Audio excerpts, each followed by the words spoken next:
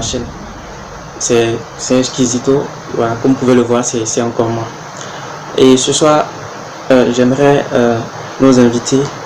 Bon, avant de commencer, n'hésitez pas à vous abonner, vous qui regardez mes vidéos, qui regardez ma vidéo pour la première fois, n'hésitez pas à vous abonner et à partager aussi, voilà, et activer la cloche de notification afin que à chaque instant que je vais faire de nouvelles vidéos, je vais poster de nouvelles vidéos afin que vous puissiez recevoir des notifications. Maintenant, je tiens à dire merci à toutes ces personnes-là qui me soutiennent, ces personnes-là qui vraiment m'apportent qui m'apportent beaucoup d'attention, ces personnes qui me disent ce que je dois changer, ce que je dois améliorer dans les vidéos. Vraiment, je tiens à dire merci à ces personnes. Merci aussi à ces personnes qui essaient de m'aider mais qui ne parviennent pas, qui ne savent pas par quel moyen. Vraiment, je dis merci et j'implore la faveur de Dieu dans nos vies. J'implore la grâce de Dieu dans notre vie en cette année. Cette année, il ne s'agit pas de douter ou d'avoir peur. Il s'agit de croire, il s'agit d'avoir la foi parce que c'est une année de gloire et d'accomplissement. Ça, c'est évident. C'est dessus, ça a été révélé. Donc, vous n'avez pas à vous inquiéter, on n'a pas à s'inquiéter. Soyons rassurés, soyons vraiment remplis dans la foi. Ayons la foi. Et parlons de la foi, c'est ce que j'avais annoncé dans ma vidéo précédente. J'avais dit que j'allais nous entretenir sur comment grandir dans la foi. Comment grandir dans la foi.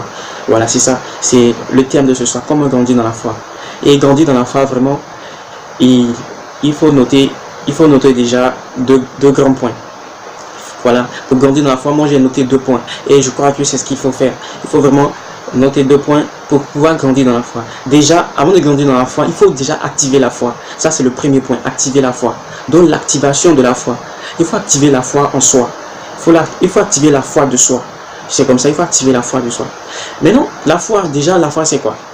Il faut aussi savoir ce que c'est que la foi. Donc, on peut donner une définition de la foi, mais bien sûr, on doit partir de la Bible. On doit partir de la Bible, puisque la foi, c'est quelque chose que la science ne peut pas expliquer. C'est quelque chose que la science ne peut pas expliquer. Nous, les humains, on ne peut pas expliquer. Mais la Bible nous permet de comprendre ou de définir la foi. Et après, j'ai fait des recherches dans la Bible, après étude de la Bible. Bon, il y a plusieurs versions, mais moi, j'ai la version top.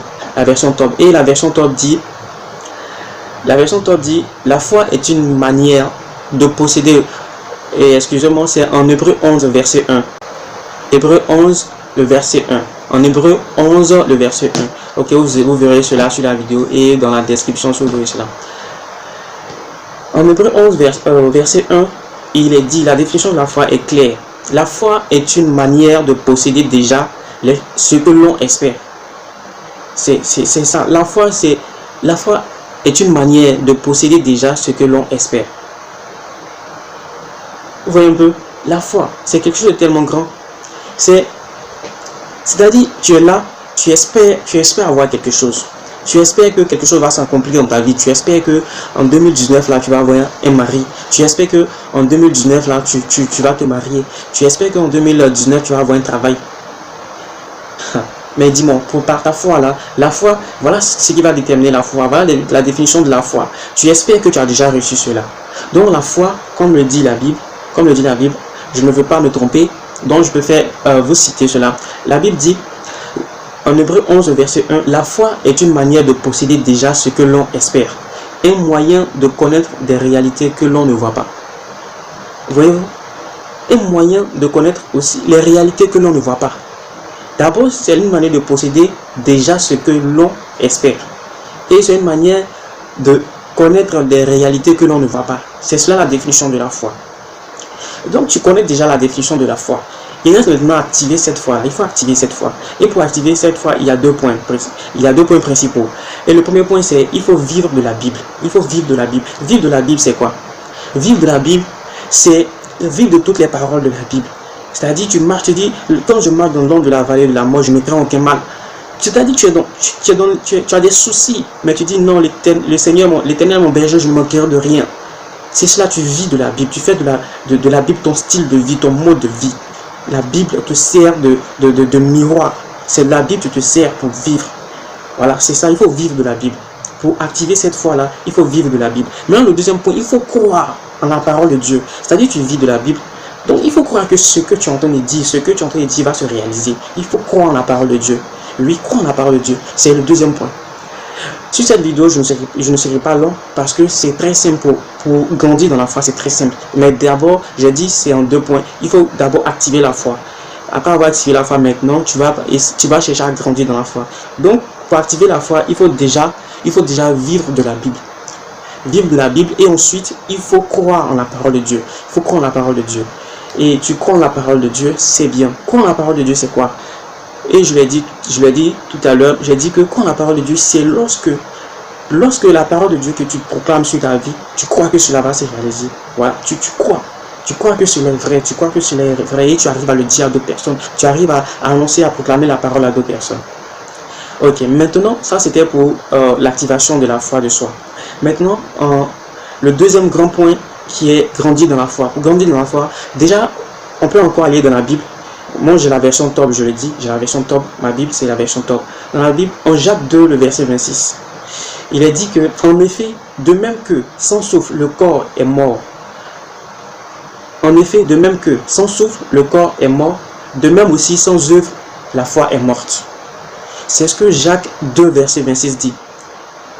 En effet, de même que sans souffle, le corps est mort, de même aussi sans œuvre, la foi est morte. Donc, cela signifie ici que il faut avoir une foi vivante. D'abord, pour grandir dans la foi, il faut déjà avoir une foi vivante. Une foi vivante, il ne faut pas avoir une foi morte. Déjà, il y a déjà cela, il y a déjà ce point. Maintenant, un autre point essentiel pour grandir dans la foi. Ce point-là, c'est il faut déjà commencer à faire les œuvres de la foi. Voilà, il faut commencer déjà à faire les œuvres de la foi. Et vous pouvez constater les œuvres de la foi dans Hébreu 11, voilà, Hébreu 11 à partir des versets 3 au verset 31, qui montre réellement les œuvres de la foi, qui montre vraiment ce que avec la foi l'on peut faire, les œuvres de la foi. J'ai bien dit Hébreu 11 à partir du verset 3 au verset 31. Vous allez voir là-bas réellement ce que vraiment la foi qui soulève les montagnes, la foi qui déplace les montagnes. Vraiment, avec la foi, c'est vraiment extraordinaire. Puisque vu la définition de la foi, on voit déjà que c'est quelque chose de très extraordinaire du monde. Et tu fais les œuvres de la foi. Maintenant, tu fais les œuvres de la foi parce que déjà tu connais, tu as activé la foi et tu fais les œuvres de la foi. Tu connais la définition de la foi. Maintenant, tu dois entretenir cette foi-là pour encore la faire grandir en toi. Pour faire grandir cette foi-là, tu dois la nourrir. Mais comment nourrir cette foi? C'est par la prière, je te le dis. Je vous le dis, c'est par la prière qu'on nourrit notre foi. Donc, il faut aussi demeurer en prière pour pouvoir nourrir notre foi afin de faire grandir la foi. Donc, comme je l'ai dit, c'était un peu ça. J'avais dit que je n'allais pas être long. C'est vrai que j'ai été un peu long. Voilà, 10 minutes, c'est pas petit, c'est pas rien. D'accord, mais merci quand même. Et un petit résumé. J'ai dit que pour grandir la foi, pour grandir dans la foi du moins, pour grandir dans la foi, déjà, il faut activer la foi en soi. Il faut activer la foi de soi. Et pour activer la foi, il faut déjà vivre de la Bible. Tu vis de la Bible et tu crois en la parole de Dieu. Maintenant, pour maintenant grandir dans la foi, il faut déjà commencer à faire les œuvres de la foi. Et après avoir fait les œuvres de la foi, tu dois aussi nourrir la foi, ta foi. Tu dois nourrir ta foi, la maintenir. Et pour nourrir la foi, il faut demeurer en prière. C'est la prière qui nourrit notre foi. La prière. Mais n'oublie pas de faire les œuvres. Parce que en Jacques 2, le verset 26, il est dit que comme le corps sans âme est mort, de même, la foi sans œuvre est morte. Donc, n'est pas une foi morte, est une foi vivante. Une foi vivante, c'est ce qui va te pousser à comprendre la volonté de Dieu. C'est ce qui va te pousser à acquérir, à posséder déjà ce que tu espères. Une foi vivante, c'est ce qui va te pousser à voir ce qui est impossible, ce que les autres n'arrivent pas à voir, ce qui est impossible à l'homme de voir. Tu vas voir cela. Vraiment, shalom, shalom. Vraiment, merci. N'oubliez pas de vous abonner. Ce n'est pas le plus important. Le plus important, ce n'est pas de s'abonner ou de faire, mais je vous en supplie, partagez les vidéos. Si par vous, des âmes sont gagnées, vraiment, c'est une joie. Moi, j'arrive à vous dire quelque chose. Je le partage avec vous. Je partage ces choses avec vous. Et j'aimerais aussi que vous partagez avec d'autres personnes. Parce que vous pouvez vous dire que vous en savez déjà. Vous savez déjà assez. Voilà. C'est peut-être pas faux. Mais aider d'autres personnes à aussi savoir quelque chose. C'est ce que j'essaie de faire. Ma volonté, c'est que nous tous, nous puissions être vraiment agréables à Dieu. Nous puissions être des hommes selon le cœur de Dieu, tel que David, parce que David vraiment, comme la Bible dit, c'est un homme selon le cœur de Dieu. Vraiment, soyons des hommes selon le cœur de Dieu. Merci, je vous remercie. Shalom, shalom. Et je prie que le Seigneur continue de nous garder, nous fortifier par la puissance de son esprit, par la puissance de son nom. Shalom. Merci.